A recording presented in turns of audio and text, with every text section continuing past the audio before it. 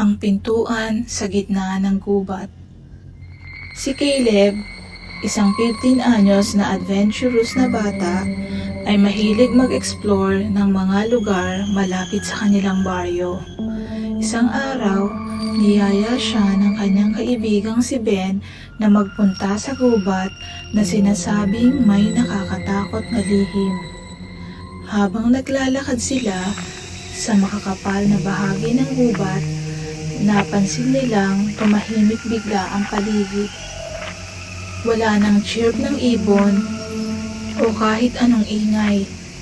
Parang huminto ang mundo.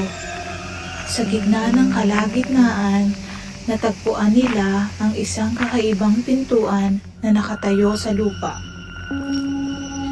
Wala itong dingding o gusaling nakakabit. Literal na isang lumang kahoy na pintuang nakalagay lang doon. Anong ginagawa ng pintuang to dito? Tanong ni Ben habang hinahawakan ang doorknob. Huwag mong buksan, sabi ni Caleb na may nararamdamang kilabot. Pero syempre, hindi nakinig si Ben at binuksan ito. Sa kabila ng pintuan, nakita nila ang isang kakaibang lugar. Isang madilim na lungsod na parang sirang-sira na. Puno ng usok, basag na mga poste at mga anino na gumagalaw sa gilid. Parang ibang mundo, bulong ni Caleb. Biglang may narinig silang kalansing mula sa loob ng pintuan. Parang may mga paa na papalapit sa kanila. Mabilis nilang sinara ang pinto at tumakbo palayo. Ngunit sa kanilang pagtakbo, napansin nilang hindi na sila nasa parehong gubat. Ang puno sa paligid ay tuyot, ang lupa'y basag-basag at ang hangin ay malamig at mabigat. Nasaan na tayo? Tanong ni Ben, nanginginig. Mula sa likod nila, may narinig silang boses, malalim, parang galing sa ilalim ng lupa. Hindi dapat kayo nandito. Paglingon nila, may isang nilalang na matangkad.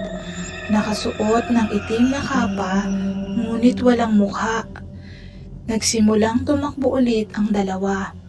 Pero kahit anong takbo nila, parang paikot-ikot lang sila sa parehong lugar. Sa kalagitnaan ng kanilang takot, napansin nilang muli ang pintuan, nakatayo sa gitna ng kanilang tinatakbuhan. Balik tayo sa pintuan, sigaw ni Caleb.